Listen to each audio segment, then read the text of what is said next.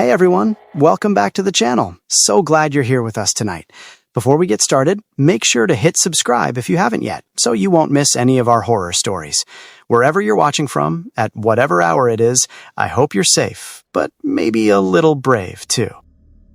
I was about 4 or 5 years old when this happened, old enough to remember images and feelings clearly, but too young to fully understand the danger of what was unfolding around me. My parents had just separated, and my mother and I were adjusting to a new routine that felt unfamiliar and unstable. She had moved us into a small 2-bedroom apartment, and even though I technically had my own room, I rarely slept in it when I stayed with her.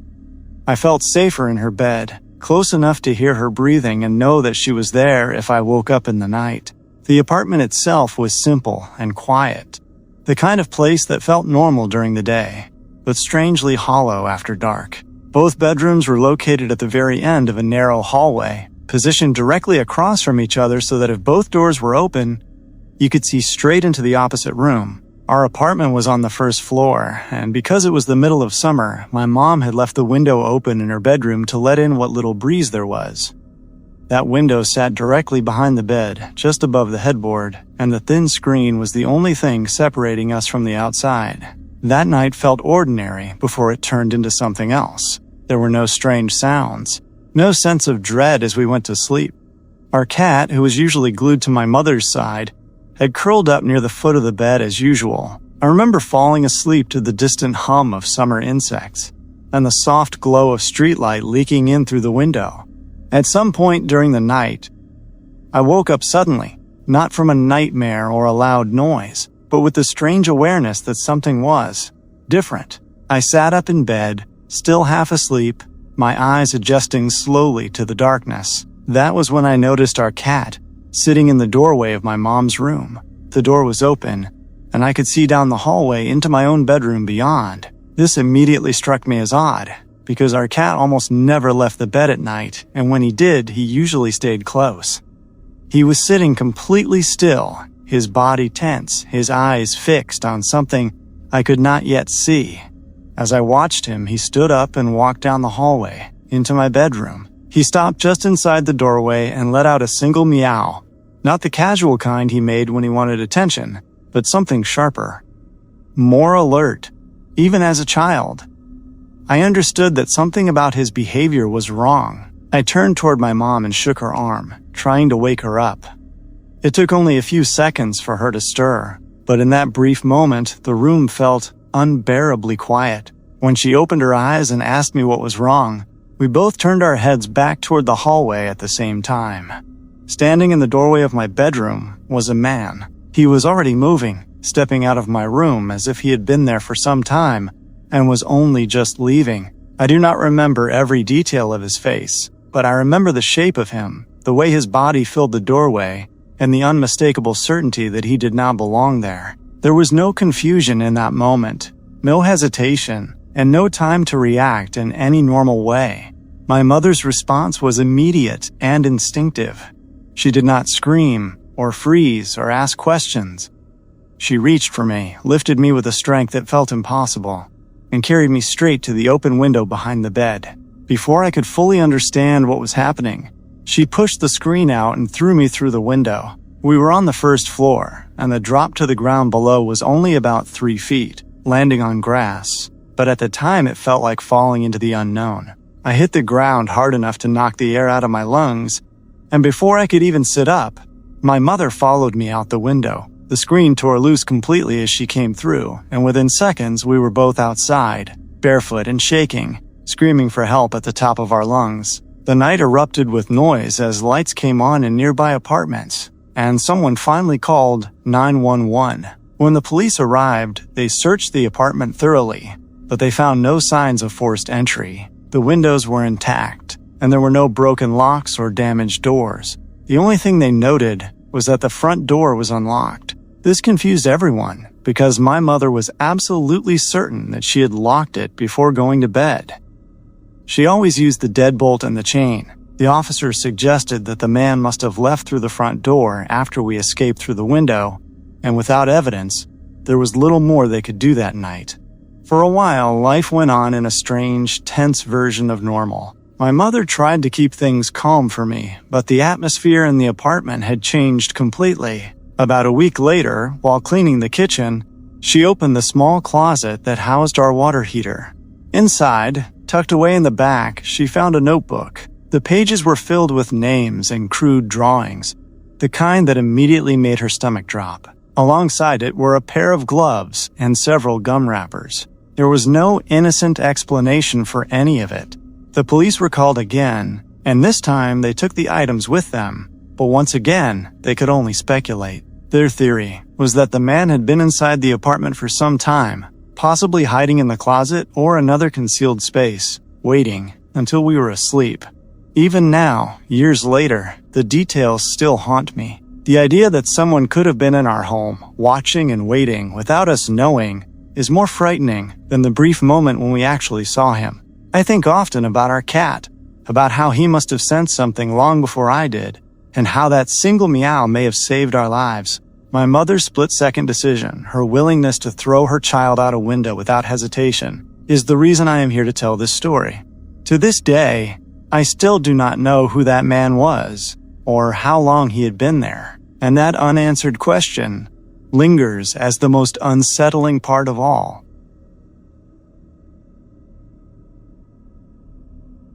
I was living alone in a small rented house on the edge of town when this happened.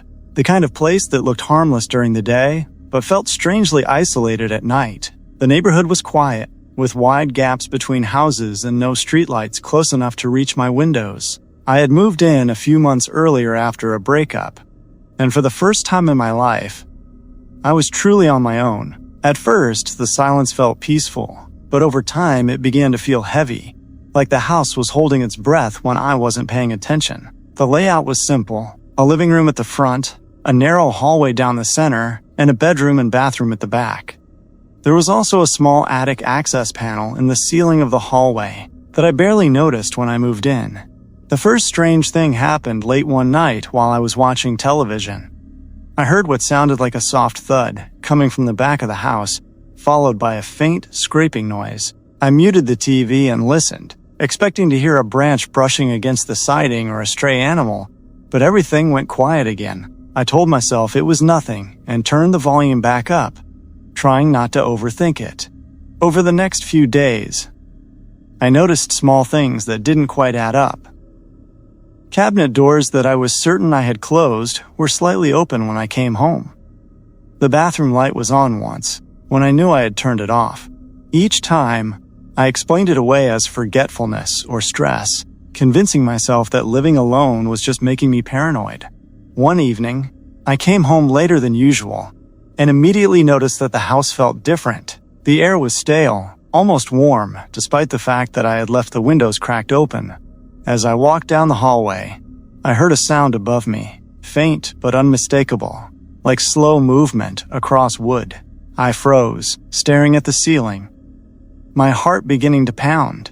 The sound stopped as soon as I did, leaving behind an oppressive silence. I stood there for a long time before forcing myself to move again, checking every room, every closet, every corner, finding nothing out of place.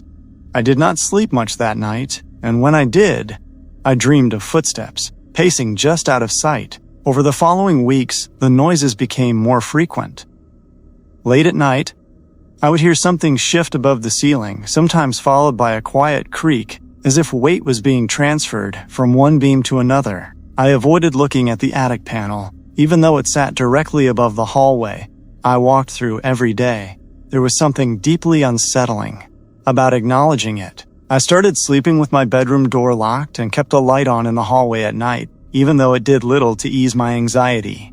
The moment everything changed happened early one morning. I woke up to the sound of my bedroom door handle moving, slowly, deliberately, as if someone on the other side was testing it. I lay perfectly still, barely breathing, listening as the handle turned again, and then stopped.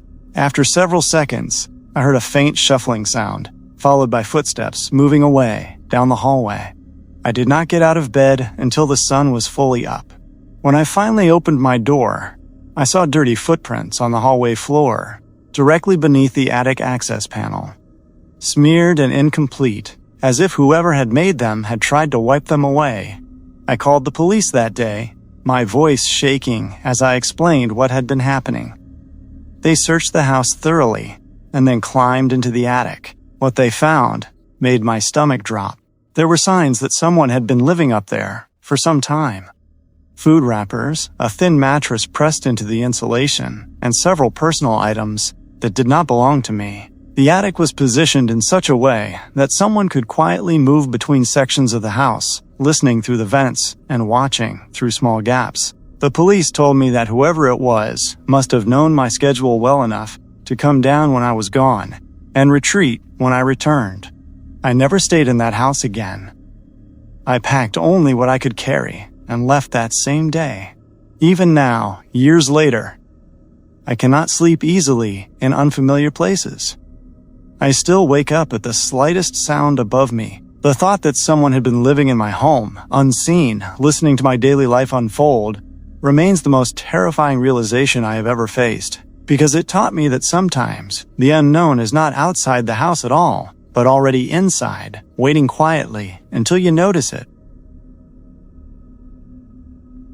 I had always loved camping alone, the kind of escape that let me disappear from the city and disappear into the forest entirely. One weekend, I decided to venture deep into a state forest I had never explored before, far from the trails most people used. I packed light, a small tent, a sleeping bag, and a flashlight.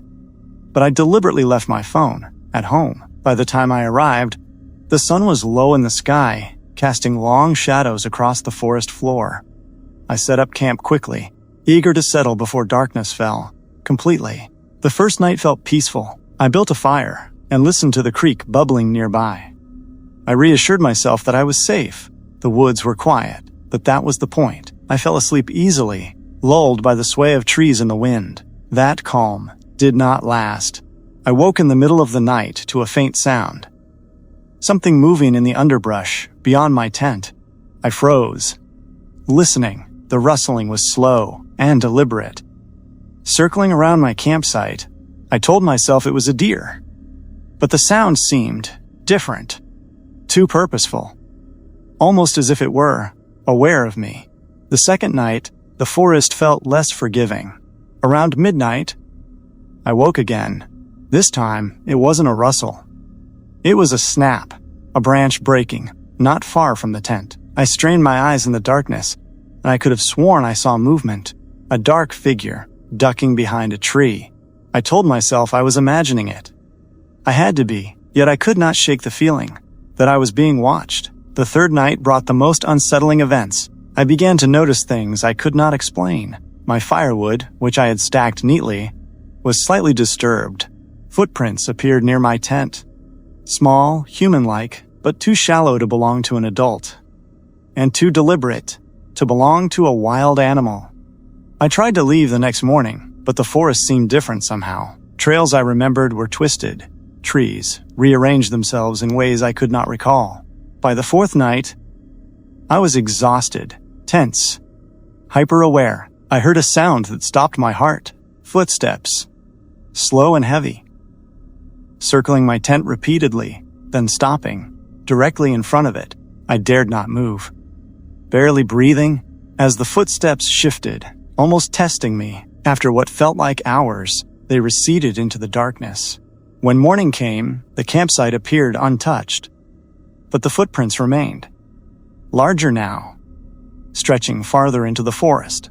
I packed quickly and began to hike back, moving faster than I ever had. But the trail that should have taken me out seemed endless, curving and twisting in ways I had not noticed before. By nightfall, I was lost. I could not find the clearing, the creek, any landmark I remembered. Exhaustion overtook me. I lay near a small fire, staring into the shadows. Every sound felt deliberate. Twigs snapping, leaves shifting, the distant echo of something pacing. I was being followed, studied, waited upon. The final morning, I stumbled through the brush and finally reached a road I did not recognize. I got in my car and drove away, without looking back. I never went back to that forest. The oddest part is, when I try to map the trails in my memory, none of the paths make sense. The clearing I camped in seemed to exist only in fragments, as if it had shifted while I slept.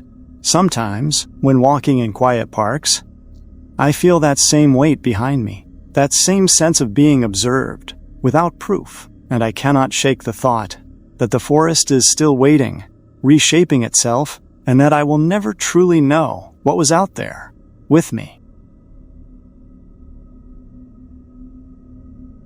I was working the night shift at a small office building on the outskirts of the city, the kind of place that felt busy and normal during the day, but completely abandoned. After midnight, my job was simple: monitoring security cameras, answering the occasional late call, and making sure nothing went wrong until morning.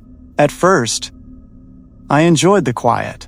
That changed after a few weeks, when I started noticing small irregularities that I could not explain. It began with sounds. Around the same time every night, usually just after 2 a.m, I would hear footsteps, echoing faintly from somewhere above me. The steps were slow, measured, never rushed, and they always stopped before I could pinpoint exactly where they were coming from.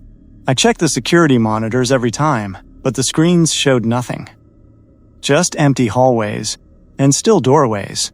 A few nights later, I noticed that doors I had checked earlier were no longer in the same position. One office door on the second floor was slightly open, even though I was certain I had closed it. I reviewed the footage, expecting to see myself make a mistake, but the door appeared to open on its own. Slowly, over several minutes, without anyone or anything entering the frame. As the nights went on, the building began to feel less empty. I would catch myself pausing mid-task, convinced that someone was standing just out of sight, at the end of a hallway or behind a glass wall. The sensation was subtle, but persistent, like being watched without being able to prove it. Once, while sitting at my desk, I heard a chair scrape across the floor on the second level, followed by the faint sound of papers shifting. I called out, asking if anyone was there. My voice echoed uncomfortably through the lobby. There was no response. The most unsettling night came near the end of my contract. Around 3 a.m, a motion sensor triggered on the third floor. I watched the camera feed closely, and then I saw it. The lights in the hallway began to turn on, one by one, as if someone was walking beneath them. The cameras never showed a person, only the lights responding to movement that should not have been there. I stayed frozen until the lights reached the end of the hallway and then turned off again, leaving the floor in complete darkness. I reported everything to my supervisor. He suggested that working alone at night can play tricks on the mind. I accepted a daytime position immediately. On my last night, as I packed my things, I heard the familiar sound of footsteps above me, slow, deliberate, stopping directly over the lobby. I did not look up. I locked the door behind me and never worked another night shift again. Even now, I cannot say what caused those movements. What frightens me most is the possibility that whatever shared those nights with me remains unnoticed, blending perfectly into places we assume are empty. I'd always been fascinated by abandoned buildings, the kind of places that carried the weight of history and secrets in every crack of the walls. One night, on a dare from friends who refused to come with me, I decided to explore an old hospital that had been closed for decades. It sat on the edge of town, crumbling, overgrown, windows shattered, and the main entrance boarded up with rotting wood. I found a side door, left ajar, and slipped inside. The air was heavy, thick with dust and decay. It carried a faint, metallic scent. Antiseptic, long gone. My footsteps echoed loudly against the cracked tiles. Somewhere, deep inside, the faint sound of dripping water added to the oppressive silence. I moved carefully from room to room. Broken beds, overturned wheelchairs, tattered charts. The deeper I went, the colder it became.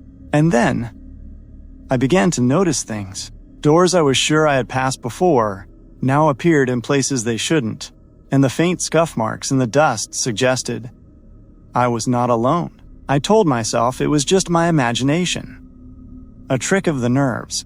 But then, I heard the noises, soft, deliberate, the shuffle of feet, just beyond the beam of my flashlight. I froze, straining to listen. And then, it stopped. I entered the main operating theater, and the flashlight flickered violently. It went out. In the sudden darkness, I felt the unmistakable weight of someone standing just behind me. I spun around, heart hammering. But the hallway was empty. I turned the light back on, and that's when I saw it. A small figure, at the end of the room. A child, pale and motionless, staring at me with wide, unblinking eyes. I called out. No response. I took a cautious step closer, and the air itself seemed to thicken, pressing against me. That's when I noticed. The child's eyes were not human. They were dark, void-like, reflecting nothing but the emptiness of the room. I realized I was not looking at a child at all, but at something that had taken the shape of one, to lure me in. I turned to leave, but the hallway had changed. Doors were gone, replaced by walls. The exit now appeared miles away, down a corridor that stretched, impossibly long. Panic set in. I ran. The figure followed silently, always just out of reach. Never making a sound, my phone battery drained to 0 in seconds. Hours seemed to pass in those twisting corridors. When I finally stopped, exhausted, I was in a room I didn't recognize. The walls were covered in scribbled writing, patient charts, and crude diagrams.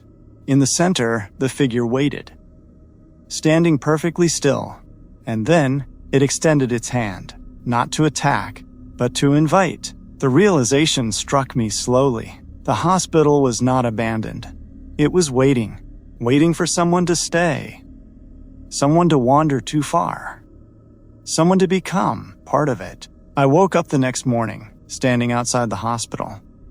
My flashlight was dead. My phone was gone. The doors were boarded up, just as they had been before. But I carry the memory of those eyes with me. And sometimes, late at night, I feel the hospital still waiting, calling, promising that it will never let go.